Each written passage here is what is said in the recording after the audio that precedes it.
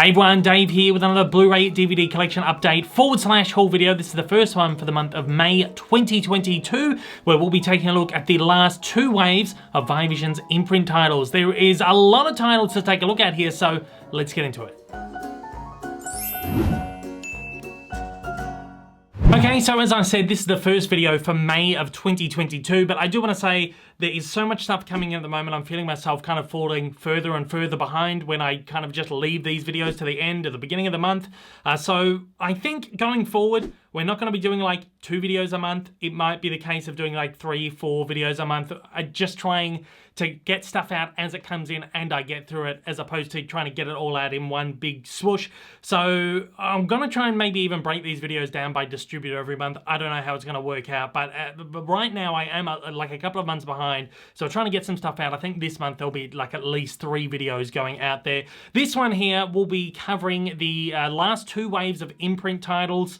I think this is waves 16 and 17. I'm not 100% sure. That I've just kind of lost track of them now. There have been so many of these things, over 100 titles in this line so far, which is awesome. Such a great line. But these are the 2 waves from, I believe, March and April 2022. It could be February and March, I'm not sure, but I'm just so far behind on these things. But look, we're going to get through the ones that I have with me at the moment. There's another box of them coming over this week, and I'll get them done in a month or so. But for now, let's take a look at these last couple of waves of Vivision's imprint titles. Kicking us off is number 109, The Osterman Weekend. The host of an investigative news show is convinced by the CIA that the friends he has invited to a weekend in the country are engaged in a conspiracy that threatens national security. Based on the novel of the same name by Robert Ludlum, this political thriller features an all-star cast, including Rutger Hauer, John Hurt, Burt Lancaster, Dennis Hopper, Meg Foster, Helen Shaver, Chris Sarandon, and Craig T. Nelson.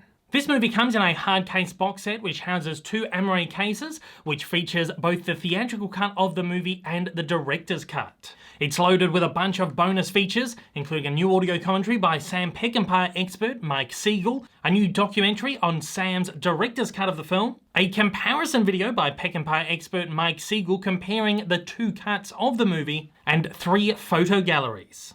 So this is the final film of legendary filmmaker Sam Peckinpah. It's based on a novel by Robert Ludlum, who of course wrote The Bourne Identity and its ensuing sequels. So you kind of get an idea of what this movie is going to be like, you know, conspiracy spy thriller with a bit of action kind of thrown in. Very typical of the kind of spy thrillers of the 80s. It does feel a little bit dated right now. It really pushes its violence and its action, kind of like maybe the James Bond films of the era, but it almost comes off feeling like a bit of a pale imitation of those, almost like a kind of maybe a made-for-TV version of James Bond. It's not the best movie, but it's a decent enough watch. There's a huge cast in here as well, which is really great to see. This movie has a long and laborious history. I'm not going to bore you with it all, but essentially director Sam Peckinpah handed in his final cut, and the studio chopped it up and released this chopped up version as a theatrical cut. This box set right here includes both versions of the movie, the theatrical cut and Peckinpah's final director's cut. They've both been remastered in 2K from the original 35mm film elements, so they do look really quite nice. This is a great box set. It is a cult film, so I know there's a lot of people out there who are really excited to get their hands on this. I think it's almost sold out. I know this one has sold really well, so if you want to get your hands on this one, I would suggest doing that straight away. If you're into this kind of thing, if you're into this movie, you want to see, you know, kind of compare both cuts of the movie, which are actually really quite different, this is a really great way to do it, and I'd highly recommend this one. Next up is number 110, The Hunter. Steve McQueen's last movie shows the dynamic talent of the late great actor in one of his most memorable roles. The true story of Ralph Papa Thorson, a modern-day bounty hunter. Thorson's exploits are detailed as he pursues a number of fugitives who have all skipped bail. The chase comes full circle when he becomes the quarry of a vengeful psychopath. McQueen's multi-dimensional performance as Thorson, a man born in the wrong age, is the counterpoint to the explosive action in The Hunter. This set is complemented with a new audio commentary by film historian Jason Ney and a vintage documentary on Steve McQueen called Man on the Edge. It's also got a TV trailer, a TV spot, and a theatrical trailer. Alright, if you've watched my videos in the past, you know I'm not the biggest fan of Steve McQueen. I'm more of a Paul Newman guy when it comes, you know, there's always that rivalry between the two. I usually pick Paul Newman. I will always pick Paul Newman. But this movie is really great. This is probably one of my favorite Steve McQueen movies I've ever watched. This is his final film, so he was ill at the time. He had terminal cancer, and he didn't even know at the time. I believe he was feeling ill. He knew it was not quite right, but he had not had that diagnosis just yet. You know, props to the guy, because this is a really physically laborious movie where he put himself through a lot. He did all his own stunts in this. There are these incredible action sequences, one where he's hanging off the roof of a train, hanging off the side of it, and some real fast-paced action things and chase sequences. And again, props to the guy who was very, very ill at the time, putting himself it's almost like he knew in himself that this might be his swan song. So I think this film itself is a really great testament to the work of Steve McQueen. He puts in his all here, and it is fun. It's a fun early 1980s action adventure kind of conspiracy sort of thing. It's based on a true story too, which makes the whole thing a whole lot more wilder. But I had a lot of fun with this. I thought it was really great, and the transfer on this is pretty good too. I think there's a few kind of you know, inherent print damage kind of things, but there's not too much of that, and it of course doesn't, you know, spoil the experience or anything. I think it looks perfectly fine. I think it is a really great inclusion in this imprint collection line right here, and I would highly recommend this one because I had a lot of fun. Next up is number 111, Chinagate. In 1954, during the French Indochina War, a Eurasian female smuggler and a group of French Foreign Legion mercenaries infiltrate the enemy territory in order to destroy an arms depot. An early and underrated film from maverick director Samuel Fuller, starring Angie Dickinson in her first lead role. This set is complemented by a new audio commentary by film historian Sam Deegan, a new featurette, Peace of Mind, a personal look at Chinagate by Samantha Fuller and Krista Lang Fuller, and another new video essay, Tough Girl, Angie Dickinson's early roles in film by film historian Kat Ellinger. Alright, so Sam Peckinpah, again, another one of the greats of cinema. He did so many fantastic, you know, noirs and western films and dramas. One of those filmmakers that could just excel in almost every single area. Did a lot of war movies as well, and this is kind of one of his earliest ones. I wasn't a huge fan of this. I'm usually a fan of Samuel Fuller's work, but I also feel like he's one of those kind of not so much underrated filmmakers, but filmmakers whose works have not gone on to be, you know, as classic. They're more kind of cult. I don't even know if I want to use the word cult films, but they're kind of just underrated kind of movies, because a lot of them are, they don't feel like mainstream Hollywood movies, particularly at the time. So his movies, I feel like, are almost like a bit of an acquired taste as well. I've enjoyed some of the stuff of his that I've seen, not all of it. Chinagate kind of falls on this side of his movies that I didn't really love. This only goes for 100 minutes. It felt much longer. It just, to me, it felt very, very long, laborious. It's a war film that has not much action. Like a lot of Peckinpah's films, his films are, you know, very dramatic, very character-driven, and which is great. I love that. But it's sort of, it does feel almost a little bit melodramatic as well. This is a movie that I didn't really particularly love, but I think it is a movie that is well deserving of being in this collection right here. And if you're interested in his works or these kind of classic war movies, I definitely recommend taking a look. The transfer on this is absolutely fantastic. It looks gorgeous. So I really can't fault that. It's just, to my personal taste, I didn't love this movie. Coming at number 112, Conquest of Space. From a space wheel 500 miles above the Earth, Commander Samuel Merritt and his men construct a sleek robot, then receive orders providing their new craft's destination, Mars. Five-time Oscar winner George Pell produced this adventure rooted in the 50s understanding of space exploration and heightened by the awareness that no matter how advanced science becomes, human weakness remains. This collection is complemented by two new audio commentaries, one by George Pell author Justin Humphreys, and one by film historians Barry Forshaw and Kim Newman. It also includes two new featurettes, our fellow journeyman Byron Haskin at Paramount, and The Conquest of Space from Book to Screen. Alright, so this one is kind of an odd movie. It's, again, another one that I didn't really love. I usually love these like 1950s space exploration movies. It's the time where people were dreaming big, particularly in America, about space travel and what we're going to find out in space and all that kind of stuff. This one focuses on a group of astronauts that go out into space, but their kind of commander, their captains, religious beliefs start to get in the way. He starts to push these kind of religious ideologies on everyone on the ship, in that we shouldn't be doing this, you know, we weren't created for this, and kind of almost as the movie goes along, the mission ends up being sabotaged. It's a really, really great concept, but I feel like it just never really pulls it off as well as it should. I didn't really love it. I felt it was almost very preachy in a way. And I don't know. I don't think this was like an anti-space, exploration movie, but it almost does come off that way a little bit. This is only 80 minutes in length, but it feels long. It's not very interesting. It's not a movie that I was really drawn into or felt was all that, exciting or anything. It feels long and it's quite short. But look, if you are interested in these like 50s space movies, early 60s, space films, definitely one that's worth taking a look at, but again, it's going to be very different. So coming to it with a different mindset, I'm glad I watched it, because I like watching these movies and interesting to kind of get different takes on the subject matter and all that. But again, it's not a movie that I love. Transfer on it is great. Pretty much all the titles in this wave here looked really great. Unfortunately, it's a movie that I just, I didn't connect with. Coming in at number 113, Marooned. Gripping yet starkly realistic portrayal of 3 astronauts on an extended special mission who find themselves unable to re-enter the Earth's atmosphere. As the oxygen supply diminishes, the stranded astronauts must face the inevitability of death. This set is complemented by a new audio commentary by entertainment journalist and author Brian Reisman, new featurette featuring Kim Newman on Marooned, and another new featurette, The Troubled Master Inside the Final Films of John Sturges. Alright, so this is another space movie, this time from the late 1960s, so we're kind of at the height of actually going out there and being in space and, having been moon landings and all this stuff. So now we're kind of looking at it through a different lens. This one stars Gregory Peck, one of my all-time favorites, and Gene Hackman in kind of a fairly early role. I was really excited for this. This is also a movie that heavily inspired Alfonso Cuarón's Gravity. So I thought, surely this is going to be great. It's going to be exciting. It's over 2 hours long. I hope this is a great epic. Unfortunately, really not. This is a really kind of dull movie. Not a lot happens. They go up to space. There's a lot of kind of issues.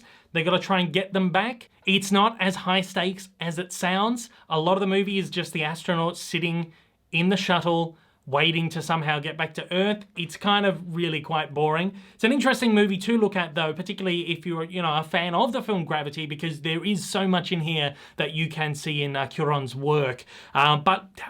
Yeah, look, just again, another one I didn't love. I found this really incredibly tedious, particularly at like 135 minutes. It just felt like if that last movie felt long at 80 minutes, this one just was like long. Unfortunately, I just didn't love it. Transfer is great though. It's looking great and it's definitely a worthwhile pickup, again, if you're into this kind of thing.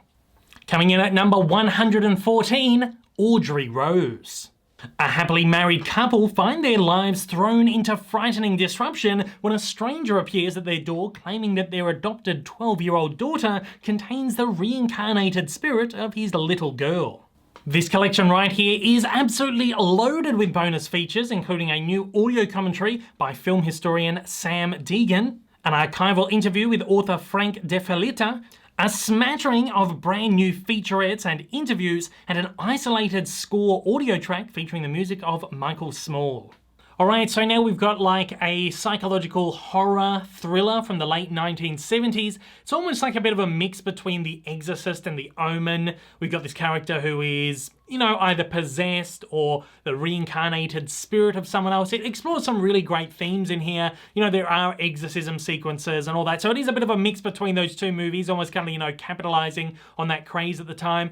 But I felt it just wasn't, it never, obviously doesn't reach the heights of those movies. It almost feels more of like a, 70s schlock horror kind of movie. A lot of it isn't really all that exciting. It's a little bit dull and tedious in some moments. And it's just unfortunately one that I never really could connect with. But again, I'm not really a huge fan of these kinds of horror movies from this era. But otherwise, look, it's a decent movie. I know that this has got a huge cult following. It looks great in this new transfer right here, very filmic. And look, at movies from this era, particularly like this kind of a lower budgeted horror stuff, never looks, you know, terrific. It's always like a little bit washed out, whatever. I think that gives it a nice little kind of atmosphere. It gives it a nice, you know, recognizable style or grunge to it. So it looks great, but again, particularly just not a movie that I really loved myself. But I think if you're a fan of these kind of horror movies of the era, this is one that you're definitely going to want to get your hands on, particularly just to see, you know, that early performance by Anthony Hopkins. Really great stuff. Next up is number 115, Johnny Got His Gun.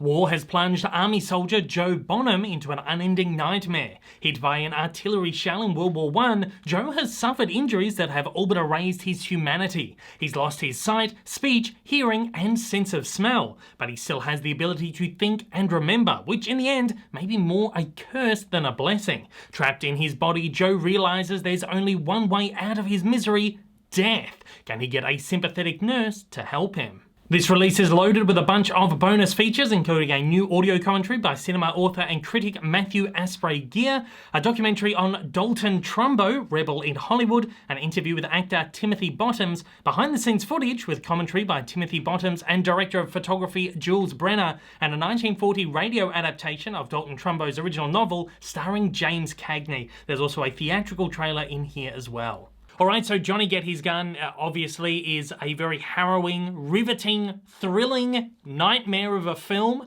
It is very surreal. I mean, this is the 1970s. I believe the screenplay had uncredited contributions from Louis Manuel. So you can kind of imagine the kind of psychotic kind of areas that this movie goes into. It's a very disturbing and hard watch, but I think it's one that almost everybody probably should watch at least once. This was directed by Dalton Trumbo. It's the only movie he ever directed. He's more known for his screenwriting and his novel writing. This movie was actually based on a novel, an anti-war novel that he wrote during World War II, sort of based during World War I, but made during the height of the Vietnam War. Johnny Got His Gun kind of took on a whole new meaning in the era that it was released, and you can imagine it's very similar to the kind of anti-war movies that were coming out in the late 60s, early 1970s, and then kind of infused with that kind of 1970s paranoia cinema that was going on at the time as well. This is not normally my kind of thing. We've established this in the past, but this is a really superb work of film. The transfer on this one is fantastic. I probably should say the transfers on pretty much everything in here are great this time around. You know, I didn't have really any issues with any of the titles that are included in either of these two bundles right here. At number 116, we have The Wicker Man. Cult horror classic in which devout Christian policeman Sergeant Howie finds himself summoned to a remote Scottish island to investigate the disappearance of a child. On arrival, Howie finds himself increasingly isolated and humiliated by the actions of the island's community, who belong to a bizarre pagan cult led by the charming Lord Summerisle, played by Christopher Lee.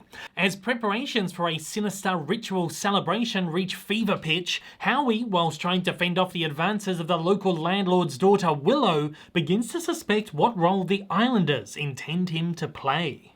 This special limited edition set includes all 3 versions of the film, in addition to a newly curated bonus disc featuring over 2.5 hours of content, along with the original soundtrack CD.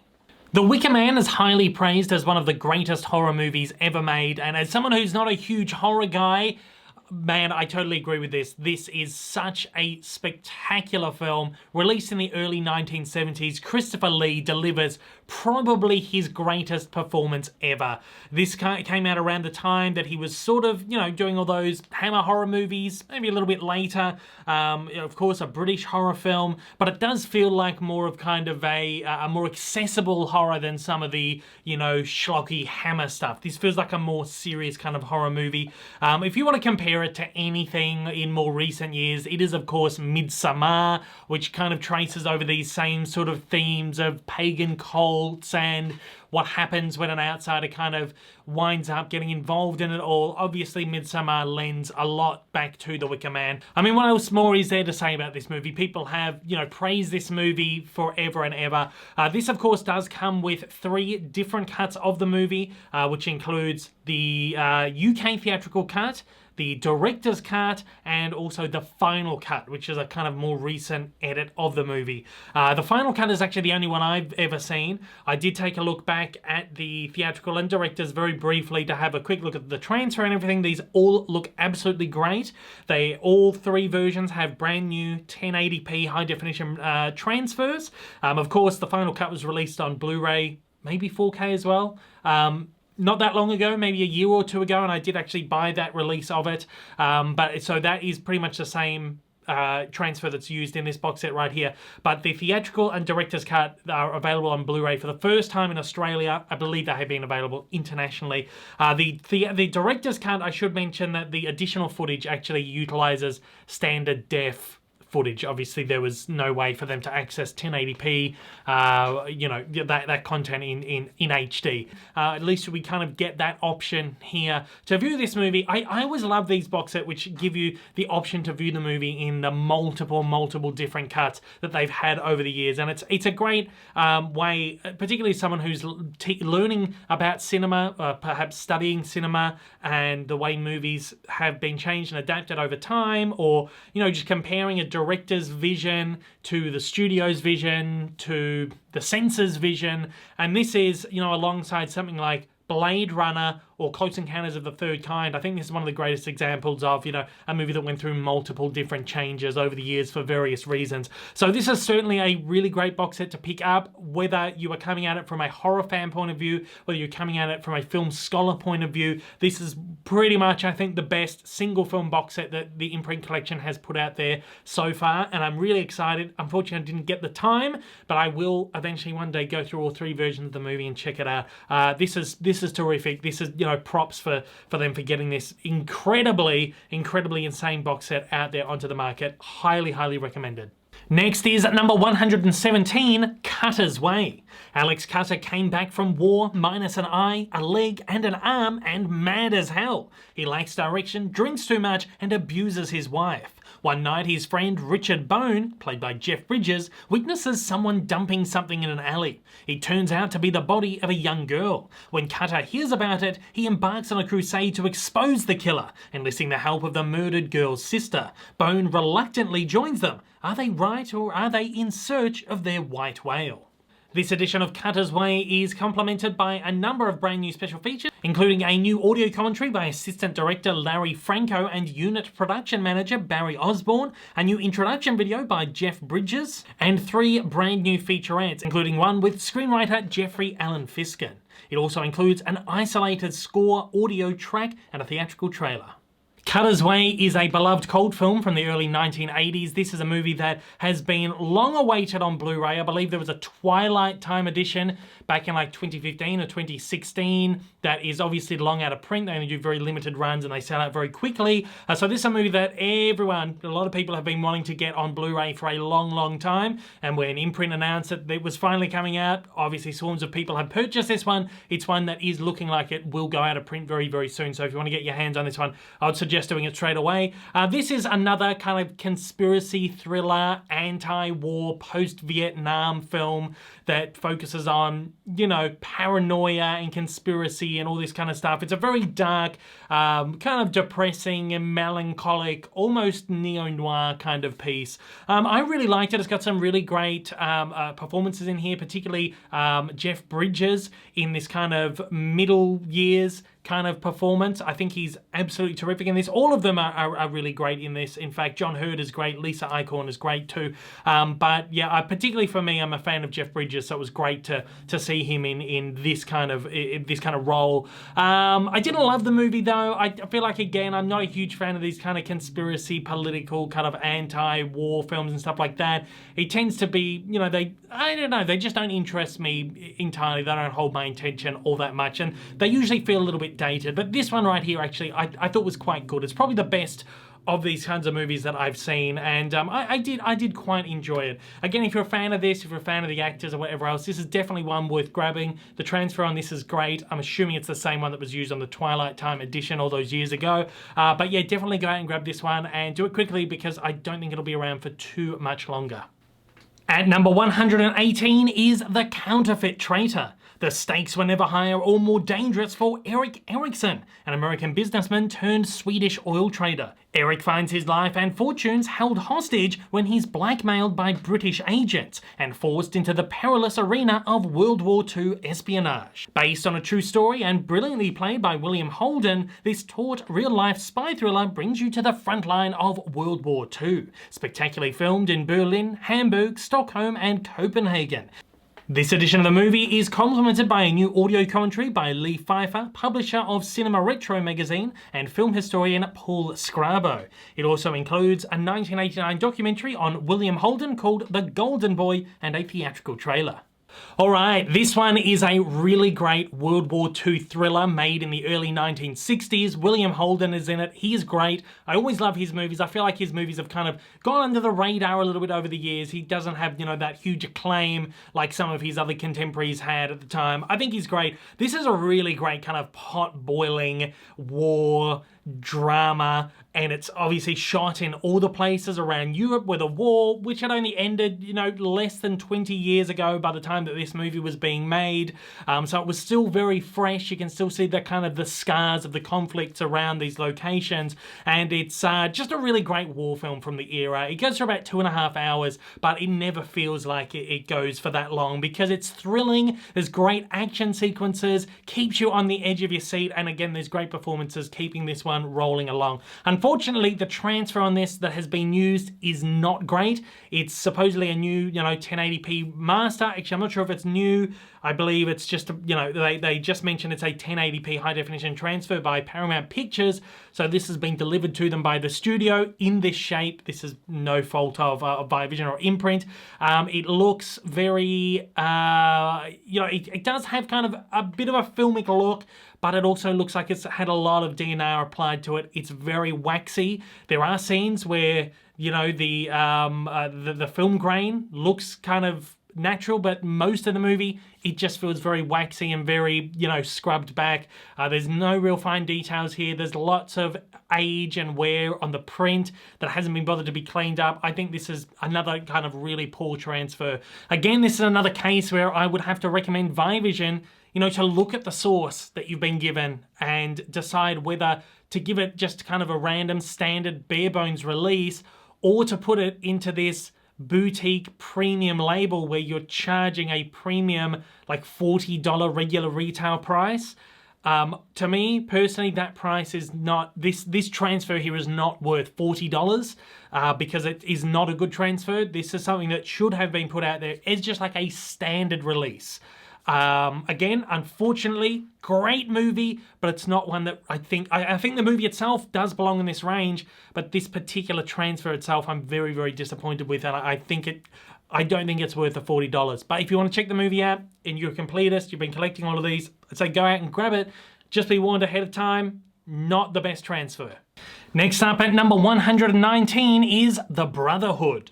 The son of a powerful mafia don comes home from his army service in Vietnam and wants to lead his own life. But family tradition, intrigues and power plays involving the older brother dictate otherwise, and he finds himself being slowly drawn back into that world. This edition is complemented by a new audio commentary by Lee Pfeiffer and film historian Tony Latino. It also comes with a brand new featurette, The Kiss of Death, Paramount and The Brotherhood. So The Brotherhood is a late 1960s gangster, crime, mafia, drama. It stars Kirk Douglas in a really great role. He's so fantastic here. As you know, he's one of my favorite actors from classic Hollywood. Love his movies. This is, you can almost say this is a precursor to The Godfather. But in fact, when this movie opened, it absolutely bombed at the box office and Paramount went, no, we are never greenlighting another gangster crime movie ever again. Thankfully, Ford Coppola talked them into taking on The Godfather, because this movie could have actually rid us of what is one of the greatest movies ever made of all time.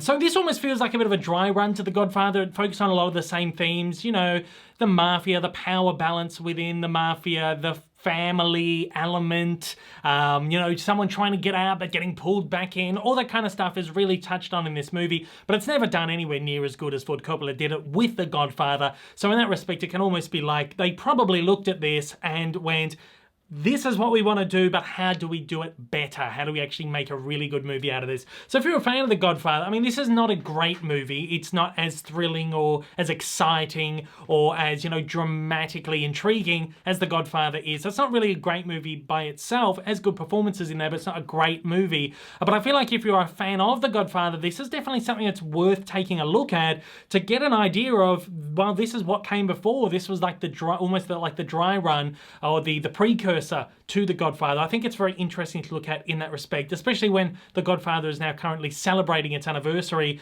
I think it's a good time to go back and look at this and reassess it. And I think that Viavision or Imprint got this out at the right time. I think they knew what they were doing with the release of this right now. So look, definitely check this one out. The transfer on it is decent. It's not one of the best. Again, it's another studio transfer that doesn't look great, but it's not the worst. I would say it's definitely worthy of its inclusion right here in this imprint line. So I'd say go and grab this one. At number 120, Across 110th Street. Slicker than a Harlem shakedown, Across 110th Street hits hard with a jacked up smack-it-down thrill ride through the hell-raising hoods of Harlem. Cooler than cool, Anthony Quinn leads a hot cast in a hair-raising cop thriller that packs a double barrel of gory vengeance, raw, ugly, and unnervingly real. This edition is complemented by a new audio commentary by cinema author critic Matthew Asprey Gear, a 1990 documentary on Anthony Quinn, and a brand new interview with author Mikkel J. Coven. Alright, Across 110th Street is an early 1970s cop thriller. This takes really great inspiration from film noirs as well as soul cinema, blaxploitation films of the same era, but it is kind of taken from the lens of the policeman as opposed to the African-American community, which the soul cinema films mostly focused on. So it's kind of like a reverse sort of thing, but it definitely takes on that kind of style of movie. I love those movies, and I think this is a really cool kind of riff on them. I didn't love this one, but I did have a lot of fun with it. There is so much great action in this. I mean, almost from beginning to end, there is non-stop kind of gunfights and all this kind of like really explosive stuff. Really great, like cars exploding and, you know, machine guns being fired and houses being shot up and people getting shot up, and it's almost unrelenting the entire movie. It is a really, really heavy watch, and if you know these kind of exploitation movies, you know how deep this one is actually going to get with its themes and its violence and all that. I think it's maybe a little bit dated now, being from like the early 1970s. It's probably easier for audiences now, definitely easier for audiences now to stomach this than it would have been back then. But look, I had fun with this, and it's a nice little curio. I really like Anthony Quinn as well. He's someone whose work I've become more acquainted with in more recent years. Umbrella released a couple of movies with him in it recently, and I think maybe Imprint had another one of his movies out as well, and I've just been just really enjoying his work. This is a later performance from him, so it's really cool to kind of see that too. The transfer on this isn't great. Again, it's a studio transfer, but the movie, I imagine the kind of original film elements of this have a lot of detriment to them. That is just, it just goes back to the source that this was probably never a really great looking movie to begin with. It's gritty, it's grungy, but that's these kind of exploitation films always look like this, and it's cleaned up really nice on Blu-ray. And I think if you're a fan of these kind of movies, definitely check this one out. At number 121, The Don is Dead. Academy Award winner Anthony Quinn stars in this epic action-packed drama of love, life, and death inside the mafia. When the reigning Don dies, a bloody, all-out power struggle ensues to determine who will be the next capo. Don Angelo, a notorious crime czar, is poised to take control of the syndicate, but when he discovers that an ambitious lieutenant from his own family has become a rival for the love of his beautiful mistress, the Don vows to turn the streets red with the blood of the traitor, triggering an internal mob war of wills and weapons in this hard-hitting tale of betrayal, ambition, and revenge. This edition is complemented by a new audio commentary by film historians Mark Edward Huck and Glenn Erickson, and a new featurette featuring Kim Newman on the film. Alright, so this one is almost a bit of a combination between the Brotherhood and Across 110th Street, in the fact that this is of course another mafioso movie, but it includes kind of some of the more graphic violence and action sequences that were seen in 110th Street. Unfortunately, that doesn't make up a huge deal of this movie. This is mostly a crime drama. It's slow, it's pretty middling, it's certainly nowhere near as good as The Godfather, it's probably Brotherhood level. This is just under 2 hours long, and it only like the last maybe 10, 15, 20 minutes or so features some really great action stuff, but there's not enough of it. You kind of feel like for a movie that's been touted as, oh, this is, you know, a bloody, you know, a bloodbath and all this stuff, there's really not a whole lot of that. It's a lot of like talking and mafioso kind of sitting around a table sort of stuff. But the movie's okay, and again, we've got Anthony Quinn in here who delivers a great performance, of course, as the Don. This came out in 1973, so it was the year after The Godfather. I'm not sure if this was maybe in production at the same time or it was quickly produced and released after the huge success of The Godfather, because the studios started trying to capitalize on the success of The Godfather. But, you know, there were a lot of these movies going on around this time where they were trying to revitalize this kind of gangster cinema. But look, it's not a great movie, again, particularly when you put it in context of The Godfather having only just come out. It's not great, but it's decent. There's a few decent things in here, so if you're interested in, again, these kind of gangster movies, I think it's definitely worth a look. The transfer on this is okay. It's not the best, it's not the worst. It's definitely watchable, and it's a decent transfer. Again, I don't imagine this movie would look any better, because it probably goes back to the print elements of this one. But definitely check this one out. It was a decent watch. And finally, we've got number 122, Man on a Swing. A small-town police chief investigating a murder is offered help by a self-described psychic. However, when the chief discovers that the psychic is in possession of information known only to the police, he suspects that the man may be more involved in the case than he lets on. This new edition of the movie is complemented by a bundle of brand new bonus features, including 2 new audio commentaries and a number of featurettes and video essays.